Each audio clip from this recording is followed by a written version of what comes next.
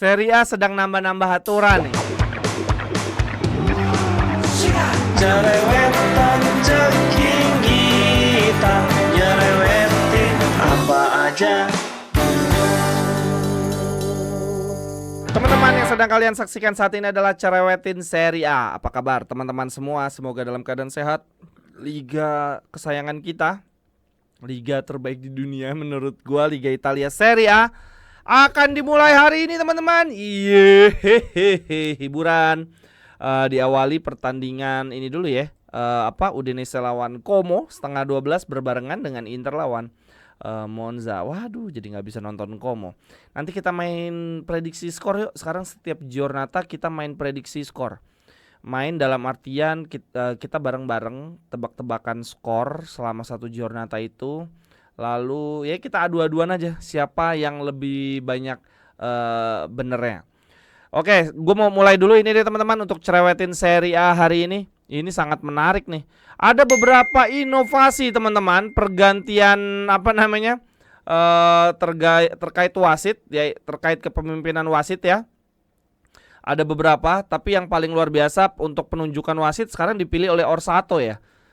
Bukan lagi si Rocci yang bertugas sebagai kayak leadernya asosiasi wasit. Lalu kemudian ini ada perubahan yang pertama, yaitu adalah kiper cuma bisa memegang bola selama 10 detik, betul ya? Oh 5 detik sorry. Cuma boleh megang bola selama 5 detik teman-teman. Itu sebentar apa lama ya? Ini sih dari gambar si Suzuki ini ada tulisannya 5 sekondo, 5 detik nih harusnya nih. Gila juga kalau sampai kiper cuma boleh megang bola 5 detik.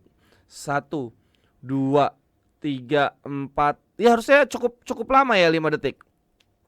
Lalu aturan yang kedua adalah kalau ada pemain yang dianggap cedera lalu butuh pengobatan di lapangan, pemain tersebut harus keluar lapangan selama 1 menit ya, sebagai bentuk ya lu udah buang-buang waktu, lu harus dihukum keluar lapangan. Jadi ada advantage bagi klub lawan bermain dengan jumlah pemain yang lebih banyak. Itu peraturan yang kedua ya. Itu baru ada ya. Gue juga baru tahu kalau itu baru ada. Tapi ya mungkin ini dipertegas kali ya. Dulu kan juga kiper juga nggak boleh lama-lama juga megang bola. Coba mungkin nggak tegas. Nah sekarang udah dipertegas lagi nih. Perhitungan kiper megang bola cuma boleh 5 detik. Kalau ada pemain yang cedera butuh pengobatan di lapangan, dia harus keluar selama 1 menit. Lalu pergantian pemain. Oh ini dia, pergantian pemain itu cuma bisa 10 detik. Betul ya. Batas waktu maksimal 10 detik untuk pergantian pemain. Jadi pemain harus cepet-cepet keluar, kalau nggak dihukum nih. Kalau nggak apa sanksione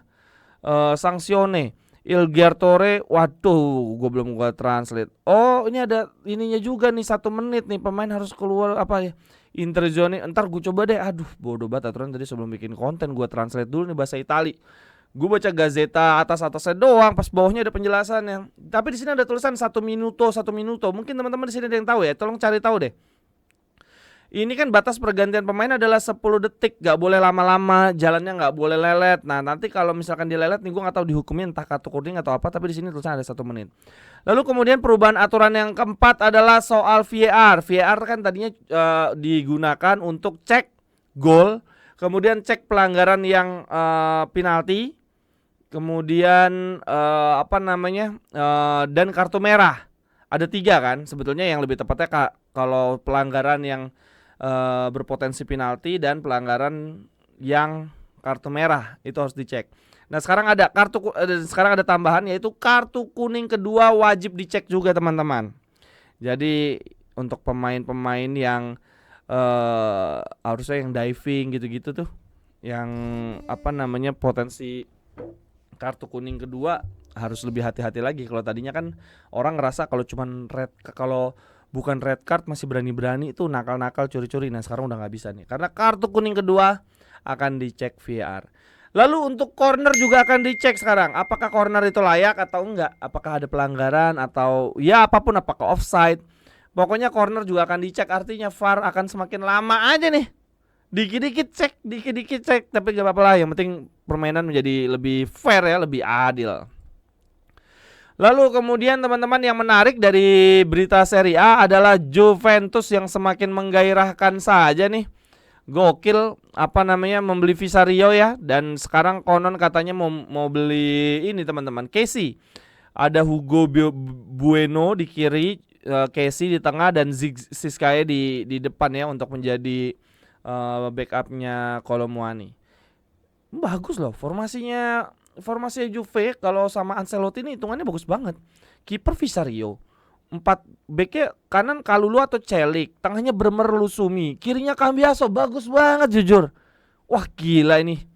Kemudian untuk gelandang tengahnya Locatelli sama Douglas Luiz atau McKennie, oke lah pengalaman itu. Kemudian depannya ada Conceição, Yildiz, Begovic. Waduh itu ngeri banget. Juve menurut gue nih salah satu kandidat juga nih untuk contender Scudetto, dan kalau Ancelotti sampai nggak dapat gelar satupun di musim ini, entah Europa League entah Coppa Italia, menurut gue dia akan consider sebagai pelatih gagal sih. Karena ini udah mewah juga hitungannya untuk ukuran Serie A dan juga Europa League.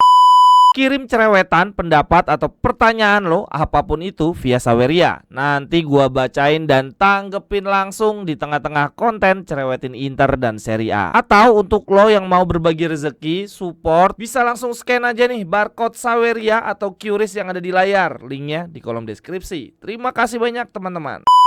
Itu teman-teman untuk cerewetin Serie A. Berikutnya gue ingin bahas, kita prediksi skor satu-satu untuk pertandingan pertandingan di Giornata 1 teman-teman. Oke, pertandingan pertama ada Udinese Como 23:30. Como telah menjadi kejutan besar ya di Serie A teman-teman selama 2-3 tahun terakhir, dan menurut gua belum menunjukkan tanda-tanda mereka mundur, kekuatannya tetap solid, nggak kayak Monza beberapa tahun lalu. Belanjanya bergairah ujung-ujungnya drop lagi. Semoga Como enggak. Dan seharusnya dengan pramusim yang bagus juga ya dari Fabregas, harusnya sih mereka bisa menang lawan Udinese. Walaupun Udinese juga bukan lawan yang gampang, tim yang berpengalaman di Serie A, tapi kehilangan Atta menurut gue cukup berat juga nih. Dan ini mainnya bukan main di kandang Como ya, ini main di di kandangnya Udinese. Tapi harusnya sih Como bisa bikin statement juga nih untuk memenangkan pertandingan pertamanya. Udinese 1, Como 2 menurut gua. Lalu kemudian untuk Inter lawan Monza, Inter tim kesayangan gua.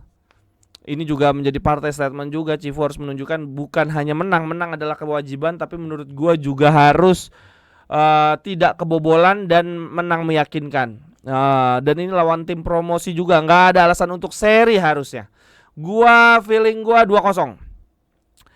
Kemudian berikutnya lagi ada Parma lawan Cagliari teman-teman. Parma lawan Cagliari itu di Minggu dini hari ya, tepat setelah Inter. Parma lawan Cagliari, menurut gua hanya Atalanta sejauh ini kalau gue lihat-lihat yang meraih hasil imbang lebih banyak daripada Parma ya di musim lalu.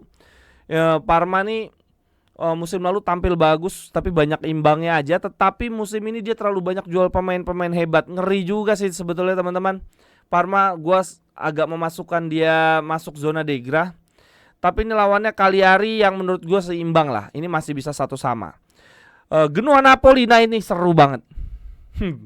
Genoa dengan De Rossi-nya dan Napoli dengan Allegri-nya, kita sangat menarik. Napoli apakah bisa menggigit, apakah De Bruyne bisa adaptasi dengan Allegri ball-nya, terorisme ball-nya. Kedua tim selalu mencetak gol dalam 6 pertemuan terakhir nih gua lihat. Ketika di pertandingan antar mereka ya nggak pernah ada 0-0, dan kemungkinan besar ini akan kembali lagi mengingat gaya bermain Genoa yang ngotot, dan Allegri menurut gue lagi-lagi akan cetak gol di awal lalu bertahan. 1-2 Napoli. Venezia Lecce yang musim lalu lolos dari zona degra tipis doang. Sebetulnya dari secara tim gue ngerasa harusnya degra sih, cuma ini pembukaan lawan tim promosi aja. Kayaknya lebih kuat Venezia nih. Skuatannya seimbang, satu tim promosi, satu tim hampir degra. Menurut gue Venezia bisa menang di kandang sendiri 1-0. Frosinone, Juventus teman-teman. Frosinone yang baru promosi menghadapi ujian berat nih langsung lawan Juve seperti halnya Monza ya. Juventus nih kalau gue lihat dari head to headnya juga menang 8 dari 9 pertandingan, udahlah. Tapi memang yang menarik dari Juve adalah kita lihat wajah baru dari Juve, bukan pakai Vlahovic yang selama ini selalu menghiasi lini depan mereka, dan bukan Jonathan David juga yang dipercaya musim lalu. Tapi pakai Kolo Muani. Nah ini kayaknya Menurut gua Juventus harusnya hasil yang sama dengan Inter. Bukan cuma menang tapi tidak boleh kebobolan dan harus menang meyakinkan. 0-2 Juventus. Kemudian berikutnya tim papan tengah lainnya, Torino Milan teman-teman. Wah, ini lawan Torino ini seru. Torino pasti mau bangkit teman-teman. Dan pemain Torino siapa yang bagus teman-teman? Gue tiba-tiba lupa Torino siapa sih, beli siapa, tapi yang pasti Milan di pramusim bagus banget bersama Amorim dan pasti pingin banget menang. Tapi Torino bukan sekedar tim papan tengah menurut gua, mereka tim yang selalu menjanjikan. Dan di musim ini dia mengandalkan siapa sih Cristante. Aduh gue lupa lagi, Ricci. Aduh gue lupa lagi, mohon maaf teman-teman, tiba-tiba gue ngeblank kekuatannya Torino. Tapi menurut gue di laga perdana ini Milan akan tampil gugup khususnya Amorim sehingga skornya 2-2. Lalu Atalanta Sassuolo. Wah, ini Atalanta yang baru aja hasil draw ya di Europa League, tapi orang memuji gaya permainan dia. Sarri lagi-lagi menunjukkan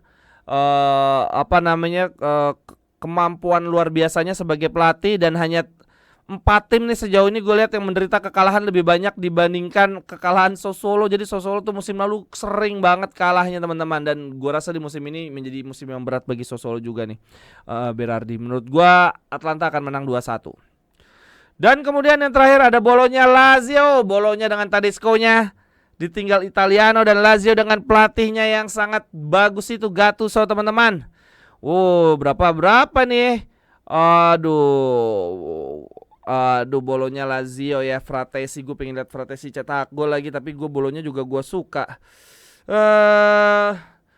Tapi kayaknya kalau dilihat Bolonya masih adaptasi banget. Gattuso juga mainnya gitu-gitu aja. Menurut gue ini bisa hasil imbang dengan skor yang minim gol. Kayaknya bakal 0-0 atau 1 sama lah. Bisa-bisa 0-0 nih kalau dilihat dari gaya permainan Gattuso terakhir. Nah, prediksi teman-teman berapa? Silahkan tulis di kolom komentar. Ini akan kita biasakan 1-2 hari sebelum Giornata dimulai. Kita adu prediksi skor. Siapa yang paling bisa banyak menang Giornata 9 match ya rata-rata ya. Ya mungkin akan ada perubahan nanti tergantung dinamika, cuman harusnya 9 pertandingan. Oke, siapa yang bisa menang lebih bisa menebak benar lebih dari 50% itu jago banget. Silahkan tuliskan komentar teman-teman di kolom komentar. Sampai ketemu di cerewetan-cerewetan berikutnya. Cerewetan